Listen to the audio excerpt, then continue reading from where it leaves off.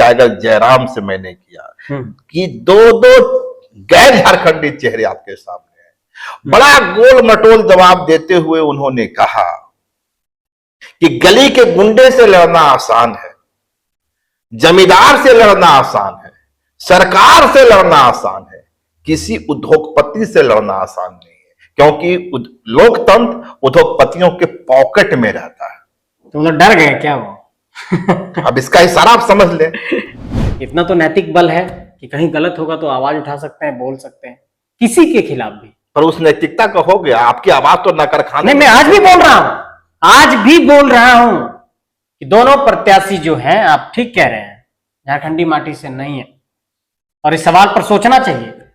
मैं तो कह रहा हूं इस बात को, मैं इसको स्वीकार कर रहा हूं, इत्तेफाक रखता हूं आपके सवाल से कि झारखंडी होने चाहिए। हेमंत सरकार का ये जो 6 से 7 वर्षों का कार्यकाल रहा है, इसे 100 में कितने अंक दीजिएगा? 100 में कैसे नंबर दे? 1 नंबर लाने वाले तो काम नहीं किए। आज झारखंडी कुचले जा रहे हैं। मैं आपको बता रहा हूं, झारखंड के किसी अंचल कार्यालय से लेकर के सचिवालय तक आप जाइए, बिना करप्शन का कोई एक काम यदि आप करा सकते हैं तो मैं मान जाऊं। कोई काम आप बिना करप्शन का नहीं करा सकते। दोस्तों, राज्यसभा चुनाव को लेकर सियासी सरगर्मी बेहद तेज है। एक तरफ भाजपा अपने तमाम विधायकों को होटल रेडिएशन ब्लू बुला रही है, उन्हें क्वारंटाइन कर रही है। दूसरी तरफ इंडिया गठबंधन की ओर से, महागठबंधन की ओर से तमाम विधायकों को सीएम आवास बुलाया गया है और कहा जा रहा है कि अब वे 18 तारीख को मतदान करने एक साथ जाएंगे। यानी दोनों ही खेमे में खलबली है और इस बात की आशंका है कि टूट हो सकती है। लेकिन बड़ा सवाल भाजपा को लेकर है। भाजपा जिस तरीके से परमल नाथवानी को लेकर आश्वस्त थी और परमल नाथवानी के बारे में दावे किए जा रहे थे कि परमल नाथवानी की एंट्री के बाद सब कुछ बदल जाता है, परमल नाथवानी सर्वदलीय हैं, निर्दलीय हैं और सर्वगुण संपन्न हैं। लेकिन यह सर्वगुण संपन्नता झारखंड में इस बार हिचकोले खाता दिख रहा है और ये नहीं होता, ऐसी स्थिति नहीं होती। तो क्या कारण है कि भाजपा को अपने तमाम विधायकों को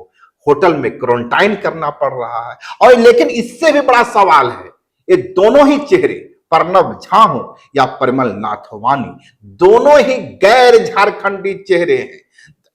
प्रणब झा के बारे में दावा किया जाता है कि वे यहां उनकी परवरिश हुई, लेकिन क्या सिर्फ किसी स्टेट में परवरिश करने से, रहने से वह उसका नागरिक हो जाता है, उसका खतियानी नागरिक हो जाता है? दूसरी ओर परमल नाथवानी के बारे में दावा किया जाता है कि वे 2 बार राज्यसभा के सांसद रहे यहां से, इसलिए वे झारखंडी है। यानी झारखंडियत की एक अजूबा परिभाषा दोनों ही ओर से होती नजर आ रही है। इस वक्त हमारे साथ फ्रेम में जिस चेहरे को आप देख रहे हैं, संजय मेहता।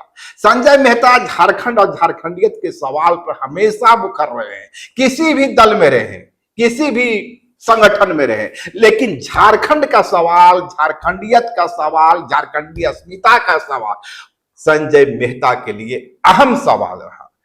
तो क्या संजय मेहता, आप क्या सोचते हैं? कठिन परीक्षा है संजय जी, कठिन परीक्षा है। प्रणब झा, परमल नाथवानी, मैं कहता हूं दोनों गैर झारखंडी थे। मैं भी कह रहा हूं दोनों गैर झारखंडी हैं, इसमें क्या है? झारखंडी वही है जिसका खतियान है, जो खतियानी है वो झारखंडी है। आप स्वीकार कर रहे हैं? नहीं, मैं आप झारखंडियत की परिभाषा पूछ रहे हैं, तब मैं ये कह रहा हूँ कि झारखंडी कौन है। झारखंड सरकार ने जो एक डोमिसाइल पॉलिसी बनाई वो अलग चीज है, लेकिन अगर खांटी झारखंडी की बात करेंगे कि कौन है झारखंड में झारखंडी, तो जिसका अंतिम सर्वे सेटलमेंट में नाम है, जो खतियानी है, वो झारखंडी है। आपके इस पैमाने पर ना तो प्रणब झा झारखंडी है और ना परमल नाथवानी झारखंड। फिर आंसू ने समर्थन क्यों दे रही है? वो आंसू जो जल जंगल जमीन की बात करने वाली, झारखंडी अस्मिता की बात करने वाली, आप समर्थन में क्यों उतरे? आप विरोध कर सकते थे, बाइकआउट कर सकते थे, विकल्प थे आपके पास। ठीक है, तो चुनाव हो गया क्या? चुनाव तो नहीं हुआ है, खेल बाकी है क्या? मैं पूछ रहा हूँ, खेल बाकी है क्या? नहीं, खेल बाकी की बात नहीं। देखिए, 2 चीजें हैं। पहली बात, जो नंबर्स का गेम है, तो अर्थमेटिक में आप जानते हैं कि इस वक्त हमारा आंकड़ा सिर्फ एक विधायक का है झारखंड विधानसभा के अंदर, और हमारे सुप्रीमो ने धनबाद में सॉरी बोकारो में जब मीडिया ने ये सवाल किया, जो सवाल आप कर रहे हैं कि क्यों आप लोगों ने समर्थन दिया, तो उन्होंने बड़ी संजीदगी से एक बात कही। उन्होंने कहा कि जिस दिन आजसू पार्टी के पास निर्णय लेने की क्षमता रहेगी और जिस दिन हमारे पास नंबर होगा, हम झारखंडी प्रत्याशी उतार कर दिखलाएंगे। उसका काउंटर प्रश्न है, जिस दिन आजसू निर्णय लेने की क्षमता लेगी उसी दिन उसके पास संख्या बल होगा। क्योंकि आजसू अपने मुद्दे से भटक रही है, निर्णय नहीं ले पा रही है, इसलिए संख्या बल है। मैं क्या कहना चाह रहा हूं, हमारे सुप्रीमो ने कहा, आदरणीय सुदेश कुमार महतो जी ने बोकारो में, कि इस वक्त हम एनडीए के फोल्डर में हैं और हम एनडीए के घटक दल के तौर पर हैं, सहयोगी दल के तौर पर हैं। और चूंकि एनडीए का यह निर्णय था कि एक निर्दलीय प्रत्याशी को मदद करेंगे हम लोग, तो उस निर्णय के साथ वो खड़े हुए। अभी कुछ दिनों पहले एनडीए की बैठक हुई दिल्ली में, उसमें भी वो सम्मिलित हुए। तो राजनीति में एक शुचिता होती है, एक मर्यादा होती है कि आप जिसके साथ हैं तो नैतिकता के आधार पर आपको उसके साथ तो खड़ा होना ही। ये नैतिकता किस काम की, जो झारखंडी जब निर्णय विरोहित करता हो। जब निर्णय लेने के काबिल हम लोग हो जाएंगे कि हमारे पास नंबर है, हम प्रत्याशी दे सकते हैं, उस वक्त हम आपको दिखाएंगे।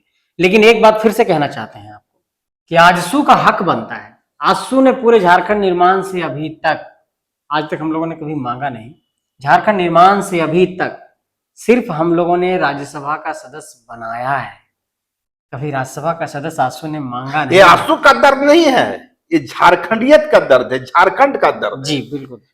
आजसू झारखंड की जो जल है, जंगल है, जमीन है, उसकी महत्व, उसकी आकांक्षा का प्रतीक रही है। ये दर्द सिर्फ आजसू का नहीं, वही दर्द सामने आ रहा है। आखिर ये 25 वर्षों के झारखंड में कहां हम खड़े हो गए कि हमारे पास दोनों ही चेहरे गैर झारखंडी हैं, और उस तरफ से भी नहीं, राजनीतिक तौर पर तो इस तरफ से मैं इत्तेफाक रखता हूं। राजनीतिक तौर पर झारखंड की सियासी सरजमी पर ये एक ऐसा सवाल है जो हर झारखंडी के जहन में कौंता है कि क्या इतने बरस में हमारे बीच कोई अपना माटी का खतियानी प्रत्याशी नहीं हो सकता था। लेकिन चूंकि मैंने देखा बाबूलाल मरांडी जी का एक बयान, उन्होंने कहा कि हमारे पास नंबर्स नहीं था, इसलिए हम लोगों ने अपना प्रत्याशी नहीं उतारा। और आजसू के पास भी नंबर नहीं है, तो आजसू भी अपना प्रत्याशी नहीं उतार सकता है। तो सवाल यह है कि इस परिस्थिति में क्या करना है। इस परिस्थिति में आपने एक उद्योगपति को ले लाया और कहा जाओ। हम लोग किसी को लाए नहीं है, मैं बाबूलाल की बात कर रहा हूं। हम लोग जाओ, खरीद करो, बिक्री करो, तोड़ो फोड़ो, देखिए झारखंडी अस्मिता को रौंद दो। राज्यसभा का जो चुनाव होता है, ये झारखंड का दुर्भाग्य रहा है। इससे पहले भी चूंकि मैं बहुत सीधा बोलता हूं और सपाट बोलता हूं, बहुत लाग लपेट नहीं बोलता हूं। ये तो सवाल है ही झारखंड के अंदर कि राज्यसभा के चुनाव में बहुत बार ऐसा देखने को मिला है। कई बार तो कुछ लोगों के शायद सीडी भी जारी हो गए थे जी। बहुत पहले की बात, जहां तक मेरे जहन में कौन रही। और झारखंड में यह भी हुआ है कि बसंत सोरेन राज्यसभा उम्मीदवार है और चमड़ा लंडा बीमार है। एक बीमार, इस पर प्रकाश राम भी पड़ने की खबर आ गई। दूसरे और कितने बीमार हो, लातेहार। तो वही मैं कह रहा हूं, एक कहते हैं ना कि एक डेमोक्रेटिक पैटर्न जो है वो थोड़ा सा एक गलत रास्ते में यहाँ पे गया है और उसको ठीक करने की जरूरत है। और सभी झारखंडियों को मिलकर के इस पर सोचना होगा। जैसे आज आप सोचिए कि 2 राज्यसभा सांसद यहाँ से बनेंगे, एक तो जो गुरुजी की सीट खाली हो रही है बैद्यनाथ राम, और एक जो दीपक प्रकाश जी का कार्यकाल खत्म हो रहा है। हमारा कहना है कि मैंने पिछले कुछ दिनों पहले एक आंकड़ा दिया था और उस आंकड़े ने मुझे भी अंदर तक बहुत एक तरीके से कहते हैं कि हिला दिया था। हमने आंकड़ा देखा कि जो मनोनीत होते हैं राज्यसभा के सांसद, जी आपने दिया, फेसबुक पे जारी किया था। हाँ, आपने मेरा इंटरव्यू भी किया। हाँ, तो बहुत ही बर्निंग पॉइंट था वह सवाल आपका आज भी जिंदा है, आज भी, आज ज्यादा प्रासंगिक है, वह ज्यादा प्रासंगिक है। आज आप गौर करेंगे कि झारखंड के अंदर जो लीडरशिप है, जैसे अगर सपोज कि 2 लोग प्रत्याशी बने और वो आप कह रहे हैं कि झारखंड की मिट्टी से नहीं है। नहीं, मैं तो पत्रकार हूं ना, दोनों से दावे आ रहे हैं, दोनों को मैं खारिज ठीक है, मैं ये कह रहा हूं, अगर ये जो निर्णय है, अगर 2 झारखंडी चेहरे इस जगह पे होते तो होता क्या, हार जीत अलग चीज है। एक नया लीडरशिप, एक नया नाम उभर कर सामने आता है। तो इस तरीके से क्या होता है कि नेतृत्व जो है डेवलप नहीं होता है, वो मतलब डेवलप होने से पहले ही वो खत्म हो गया, काल कबलित हो जाता है।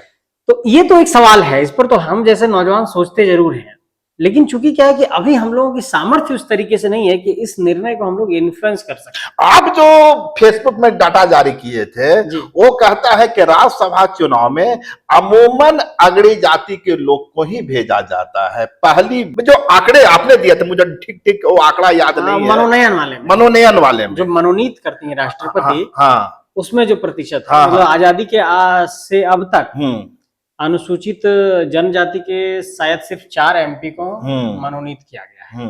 तो ये तो आंकड़ा चौंकाने वाला है। तो राज्यसभा का जो चुनाव है वो हम जैसे नौजवान को चिंतित तो थोड़ा करता है, लेकिन चूंकि एक बात हम ये कहना चाहेंगे आपके तमाम दर्शकों को भी कि इस वक्त आजसू सिर्फ एक विधायक के साथ सदन में अपनी उपस्थिति को दर्ज करा रहा है, तो हम सिर्फ अभी वोट देने की स्थिति में हैं।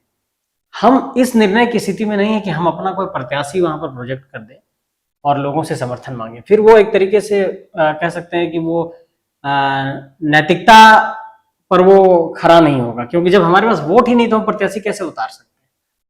तो आप समझ सकते हैं, क्या आजसू को हक नहीं बनता था इस गठबंधन में? गठबंधन की अपनी मर्यादा होती है, आजसू के जो एक शिकस्त मिली, क्या भाजपा की ओर से ऑफर नहीं किया जा सकता था कि नहीं इस बार राज्यसभा कोई जाएगा तो आजसू कोटे से जाएगा? ये तो हमारी हिस्सेदारी बनती है। जैसे मैं आपको बताता हूं कैसे। हमने 10 विधानसभा सीटों पर चुनाव लड़ा, लेकिन लोकसभा मिला हमें एक। इससे पहले भी हमें सिर्फ लोकसभा मिला एक, और झारखंड बनने से लेकर के अब तक हर बार हम लोगों ने वोट दिया। अगर हर बार हम लोगों ने वोट दिया तो अभी तक हमको लगता है आजसू ने कम से कम 25-26 वोट दिया होगा पूरे 25 साल के कार्यकाल में। रिटर्न क्या मिला? तो आज तक हमें ना तो कभी कोई राज्यसभा मिला आजसू को, और लोकसभा भी हमारी हिस्सेदारी 2 बनती थी, तो 2 बार से हमें एक लोकसभा ही दिया गया। तो अगर कंक्लूड करके आप देखेंगे तो हमारा हक बनता है, आजसू का हक राज्यसभा पर भी बनता है और लोकसभा के और सीटों पर बनता है। आपने इंसिस्ट क्यों नहीं किया? हाँ, लेकिन मैं बताना चाहता हूँ, चूंकि इसके लिए हमारी केंद्रीय समिति और पार्टी के अध्यक्ष अधिकृत हैं, और जरूर वो कुछ दूरगामी सोच रहे होंगे, या फिर उनके जीवन में ऐसे कुछ अपने विचार रहे होंगे, इसलिए शायद इस विषय पर हम लोगों ने इंसिस्ट नहीं किया। लेकिन मैं ये बात कहना चाहता हूँ, आजसू का हक बनता है, और आने वाले वक्त में आजसू इस बात की दावेदारी जरूर करेगा, चाहे वो राज्यसभा की बात हो चाहे लोकसभा की बात हो। आजसू कोटे से लोग प्रत्याशी हों, खड़े हों, जीते, ये हम आजसू कार्यकर्ता, एक सामान्य कार्यकर्ता की इच्छा है। मैं बात कर रहा था झारखंडी चेहरे की जी। यही सवाल आपके पुराने दोस्त टाइगर जयराम से मैंने किया कि 2 गैर झारखंडी चेहरे आपके सामने हैं। बड़ा गोल मटोल जवाब देते हुए उन्होंने कहा कि गली के गुंडे से लड़ना आसान है, जमींदार से लड़ना आसान है, सरकार से लड़ना आसान है, किसी उद्योगपति से लड़ना आसान नहीं है, क्योंकि लोकतंत्र उद्योगपतियों के पॉकेट में रहता है। तो मतलब डर गए क्या वो? अब इसका इशारा आप समझ ले। अच्छा, सुने थे मिले भी हैं। मिले होंगे। अच्छा। पर सवाल तो गंभीर, आखिर आपके जैसा नौजवान एक उद्योगपति से इतना भयभीत क्यों हो रहा है, और क्या वाकई? नहीं, हम उद्योगपति से नहीं डरते हैं। हम उद्योगपति से कोई डरता होगा, हम लोग नहीं डरते। नहीं, उन्होंने बताया कि उद्योगपति जब सामने आता है ना, तो कानून, संविधान, नियम सब कुछ जेब में होता है उसका। तो डर किस बात की है उनको? जब वो कहते हैं कि हम बहुत अच्छे हैं, ईमानदार हैं, तो डर किस बात की? डरना नहीं चाहिए। हम लोग तो कोई डर नहीं लगता है किसी के खिलाफ, कहीं भी किसी भी मोर्चे पर कहीं भी बोल सकते हैं हम लोग। इतना तो नैतिक बल है कि कहीं गलत होगा तो आवाज उठा सकते हैं, बोल सकते हैं किसी के खिलाफ भी। पर उस नैतिकता का हो गया, आपकी आवाज तो न कर खाने। नहीं, मैं आज भी बोल रहा हूं कि दोनों प्रत्याशी जो हैं, आप ठीक कह रहे हैं, झारखंडी माटी से नहीं है, और इस सवाल पर सोचना चाहिए।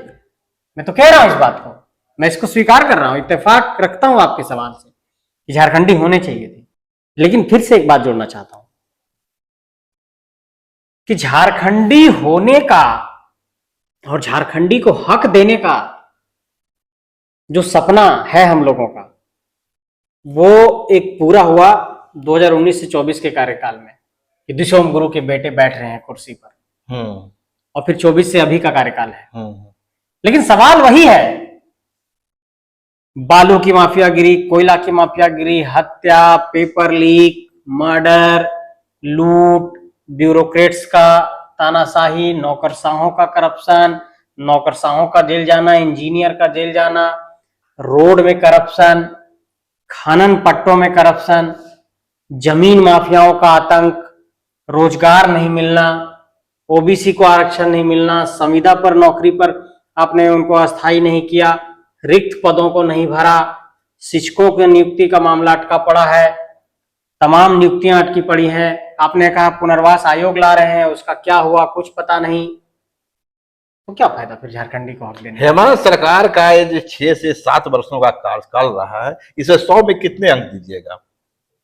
100 में कैसे नंबर दे? एक नंबर लाने वाले तो काम नहीं किए। मर्डर 2000, आप कह रहे हैं ना कि 6-7 साल के कार्यकाल का, 2020 से 2026 तक 8,990 रेप की घटना है। 2020 से 2026 के मार्च तक लगभग 8,500 मर्डर की घटना है। 1347 मर्डर की घटना सिर्फ 2025 में है। 1497 रेप की घटना सिर्फ 2025 में है। 434 रेप की घटना सिर्फ 2026 के मार्च तक है। 347 मर्डर की घटना सिर्फ 2026 के जनवरी से मार्च तक है। ये तो ये हो गया मर्डर। संजय मेहता आजकल आंकड़े बहुत जारी करते हैं। आंकड़े जारी करते हैं, झारखंड पुलिस का आंकड़ा है ना। संजय मेहता अपना आंकड़ा नहीं दे रहा है। वेबसाइट खोलिए Jharkhand police, crime records of Jharkhand police, year wise data निकालिए क्राइम उसका, रेप का और मर्डर का। मैं कहा कुछ बोल, जो काम पत्रकारों को करना चाहिए था वो जयराम मेहता, संजय मेहता कर रहा है। तो संजय मेहता अपने से तो आंकड़ा नहीं ला रहा है, नेशनल क्राइम रिकॉर्ड ब्यूरो का आंकड़ा है। नेशनल क्राइम रिकॉर्ड ब्यूरो ने कहा कि 1474 रेप मर्डर के साथ 2024 में झारखंड पूरे देश में पहले नंबर पर रहा। तो क्या फायदा झारखंडी बेटे को कुर्सी पर बैठा के, जब 1474 झारखंडी मर्डर में मारे जाएंगे। इसीलिए आप लोग परमल नाथ मांझी को ले लाए। नहीं, ये और वो दोनों सब्जेक्ट अलग अलग है। मेरा कहना है कि झारखंडियत के मसले पर सत्ता पर आना और झारखंडियों को फिर कुचल देना, ये कहां तक जायज है? आज झारखंडी कुचले जा रहे हैं। मैं आपको बता रहा हूं, झारखंड के किसी अंचल कार्यालय से लेकर के सचिवालय तक आप जाइए, बिना करप्शन का कोई एक काम यदि आप करा सकते हैं तो मैं मान जाऊं। कोई काम आप बिना करप्शन का नहीं करा सकते। एक बात, इधर 15 दिनों से आप लोग धनबाद में जमे हुए थे। 22 तारीख को वहां पर एक महासंग्राम होने जा रहा है। 22 जून को हिल जाएगी झारखंड की धरती, हिलेगी उस दिन। 22 तारीख को, हाँ 22 जून को झारखंड की धरती हिलने वाली है। और जो रजनी रमानी की गिरफ्तारी का मामला, नहीं, उस दिन तो पार्टी का स्थापना दिवस भी है और गिरफ्तारी का मामला तो है ही। और लगातार हम लोग वहां मसाल जुलूस निकाल रहे हैं। आप देख रहे होंगे लगातार क्राउड वहां पे किस तरीके से आ रहा है। वहां की पुलिस जो है, धनबाद की पुलिस, खुलेआम कोयला के कारोबार में सांठगांठ करती है। धनबाद की पुलिस, धनबाद का प्रशासन कोयला कारोबारियों के साथ मिल करके कोयला का बिजनेस कर रहा है। तो मेरा कहना है कि ये जो नौकरशाह हैं, जो यूपीएससी क्रैक करके आते हैं, जो इनका इतना आभा मंडल होता है, कोयला क्रैक कर रहे हैं। हाँ, वो मतलब कह सकते हैं कि जो माफिया विशेष ट्रेनिंग दी जाने लगी है क्या? यूपीएससी क्रैक के बाद अब कोयला क्रैक करो, हीरा क्रैक करो। विशेष ट्रेनिंग नहीं है, उनकी क्षमता और दक्षता को पहले पहचाना जाता है। अच्छा, कौन आईएएस और आईपीएस कौन जिले में जाकर कितना वसूल करके कांके रोड पहुंचा सकता है। अच्छा, उसको उस अनुसार पोस्टिंग मिलेगी। अभी आपने देखा होगा, हजारीबाग के एक डीसी को देवघर भेजा और देवघर से फिर उसको कहीं भेज दिए। मतलब कि एक महीना में टारगेट पूरा नहीं कर सका। एक महीने में 2-2, 3-3 बार आपने किसी आईएएस का ट्रांसफर सुना है डीसी के पद से? ऐसा तो हालत है झारखंड में। देखिए, ब्यूरोक्रेसी यहां पर बिल्कुल निचले पायदान में चली गई है और बहुत ही खराब स्थिति में है। हर जोन में एक आदमी को बिठा दिया गया है कि वो कैसे वसूली करेगा। संथाल में है तो उधर को एक मिश्रा जी है, ठीक है। कौन मिश्रा जी हैं? आप लोग जानते होंगे। पंकज मिश्रा की बात कर रहे हैं क्या? अब आप लोग जानते होंगे, आप लोग मीडिया में हैं, तो सुनने में आया कोई मिश्रा जी हैं, उनको संथाल परगना का सीएम कहा जाता है। तो जेएमएम के बड़े पदाधिकारी हैं। ठीक है, जो भी है। तो इस तरह की तो स्थिति है झारखंड के अंदर। हर एरिया में एक तरीके से कहते हैं कि सबको अपना अपना कुनबा दिया गया है। तो तुम लोग कुनबा अपना अपना बांट लो और जितनी हिस्सेदारी और वसूली है उसका कुछ हिस्सा यहाँ मैथिली संस्कृत की एक कविता याद आती है मुझे, हिलो हिलो डुलो मत रुको हृदय रक्त अपना पीने दो, अटल रहे साम्राज्य शांति का जी और जीने दो। क्या वही स्थिति होगी? नहीं तो जी तो खुद रहे हैं वो लोग और मस्त भी हैं खुद, मर रहा है झारखंडी। दिक्कत इस बात की, आपने पूरा माइनिंग की ऐसी पॉलिसी बनाई कि जानबूझ के लूप होल छोड़ते हैं कि ताकि बालू की माफियागिरी हो सके, अवैध खनन हो सके। आप कहते हैं कि अवैध खनन नहीं होने देंगे।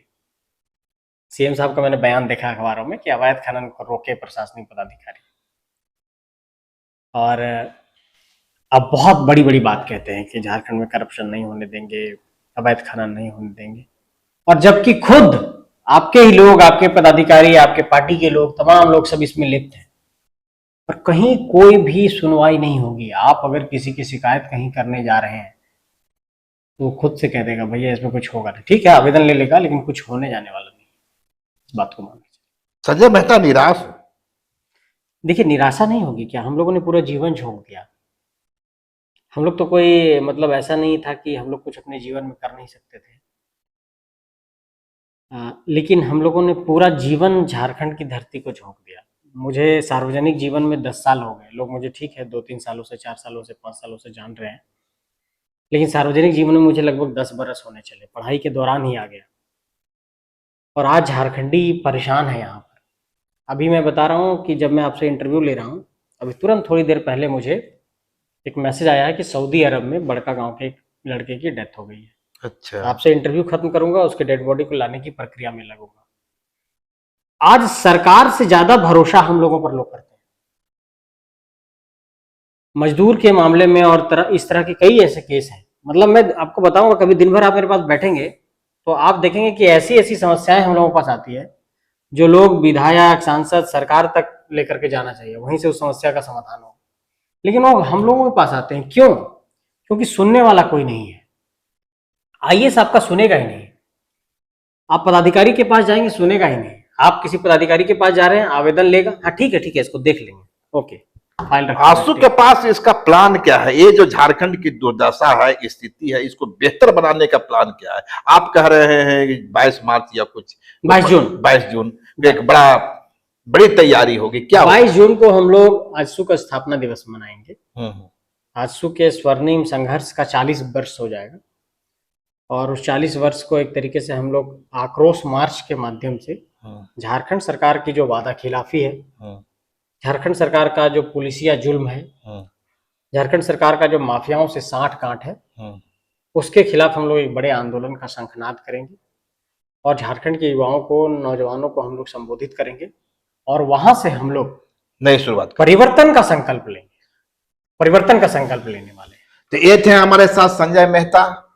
निश्चित रूप से इनका दर्द भी सामने आया। दर्द सिर्फ संजय मेहता का नहीं है, दरअसल जिस यथास्थितिवाद की ओर झारखंड बढ़ता हुआ नजर आ रहा है, यह दर्द झारखंड के युवाओं का है। और इससे बड़ा दर्द क्या होगा कि 25 वर्षों के झारखंड में हमारे पास ऐसे 2 चेहरे नहीं है जिन्हें हम राज्यसभा भेज सके।